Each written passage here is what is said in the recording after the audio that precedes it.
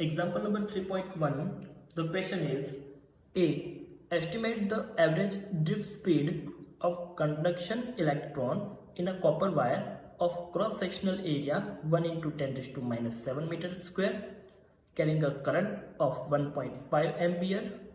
Assume that each copper atom contribute roughly on conduction electron. The density of copper is 9 into 10 raised to 3 kilogram per meter cube and its atomic mass is 63.5 U. कोई copper wire है, उसके conduction electron के लिए हमें drift velocity find करनी है। इस wire का क्रॉस सेक्शनल एरिया, उसमें से जो करंट फ्लो हो रहा है उसका मैग्नीट्यूड, जिसका वो बना हुआ है वो कॉपर की डेंसिटी और उसका एटॉमिक मास दिया हुआ है। सॉल्यूशन देखते हैं। Cross sectional area A, current I, density और एटॉमिक मास हमें क्वेश्चन में दिया हुआ है। ड्रिफ्ट वेलोसिटी फाइंड करने के लिए हम इक्वेशन यूज करेंगे I equal to A V D N E. हमें वी डी फाइंड करना है तो उसको सब्जेक्ट बनाएंगे, तो V D equal to I upon A N E. यहाँ पर current I, cross sectional area A and charge of electron E की वैल्यू हमारे पास है।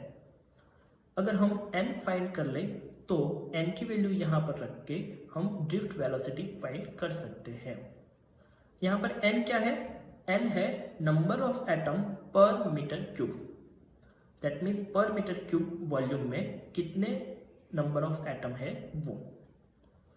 यहाँ पर हमें कॉपर की डेंसिटी दी हुई है rho equal to 9 into 10 raise to 3 kilogram per metre cube. That means per metre cube volume में कॉपर का मास कितना होगा? 9 इंटू 10 रेज़ टू 3 kg। अब हमारे पास एटॉमिक मास है। अब यहाँ पर जो एटॉमिक मास है उसके ऊपर से हम ऐसा लिख सकते हैं कि हमारे पास अगर 63.5 into 10 raise to minus 3 kg, यहाँ पर U दिया हुआ है, 1 मोल के लिए वो ग्राम हो जाएगा, लेकिन यहाँ पर हमें लिखना है इन फॉर्म ऑफ kg, इसलिए लिखा हमने 10 रेज़ टू माइनस 3। तो इतना मास होगा तो उसमें नंबर ऑफ एटम कितने होंगे? तो उसमें नंबर ऑफ एटम होंगे 1 मोल जितने। That means 6.022 into 10 raise to 23 atom. तो यहाँ पर मीटर क्यूब में हमारे पास मास कितना है? तो वो है 9 इंटू 10 रेज़ टू 3 kg। तो इतने मास में कितने नंबर ऑफ एटम पर मीटर क्यूब होंगे? तो n उसको हम सब्जेक्ट बनाएंगे, यहाँ मल्टीप्लिकेशन होगा और 63.5 into 10 raise to minus 3 divide में आ जाएगा। सॉल्व करेंगे तो हमें n मिलेगा 8.5 इंटू 10 रेज़ टू 28। इतने एटम पर मीटर क्यूब में होंगे। और हमें यहाँ पर ऐसा दिया हुआ है कि कॉपर का हर एक एटम एक एक इलेक्ट्रॉन का कंट्रीब्यूशन दे रहा है। दैट मीन्स जितने एटम होंगे उतने ही नंबर ऑफ इलेक्ट्रॉन्स होंगे। दैट मीन्स n होंगे। अब n, I, A and E की वैल्यू हमारे पास है तो उसको हम इस इक्वेशन में रखेंगे।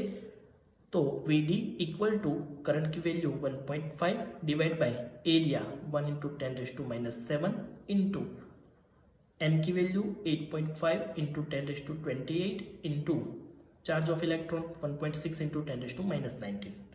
सॉल्व करेंगे तो VD हमें मिल रहा है 1.1 into 10 raise to minus 3 metre per second. उसको कन्वर्ट करें in form of millimetre per second में तो वो हो जाएगा 1.1 millimetre per second. Second question दिया हुआ है B. Compare the drift speed obtain above with. यहाँ पर जो हमें ड्रिफ्ट स्पीड मिली हुई है उसको कंपेयर करना है। First, thermal speed of copper atom at ordinary temperature. Ordinary temperature मतलब रूम टेम्परेचर। रूम टेम्परेचर पे कॉपर एटम जिस स्पीड से वाइब्रेट करता है उसकी जो थर्मल स्पीड है उसको हमें इस ड्रिफ्ट स्पीड के साथ कंपेयर करना है।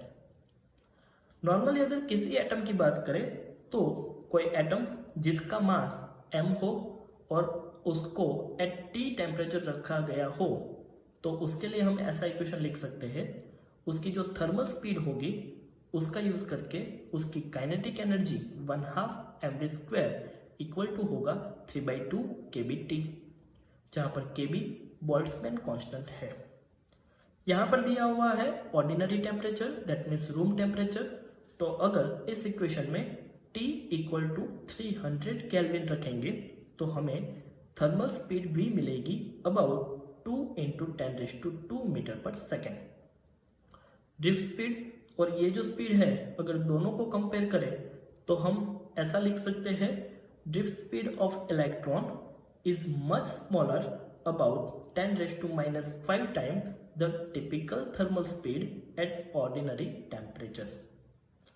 सेकेंड, हमें ड्रिफ्ट स्पीड को कंपेयर करना है with speed of propagation of electric field along the conductor which cause the drift motion। इस ड्रिफ्ट स्पीड को हमें अब कंपेयर करना है इलेक्ट्रिक फील्ड जिस स्पीड से कंडक्टर में प्रोपोगेट कर रहा है उसके साथ।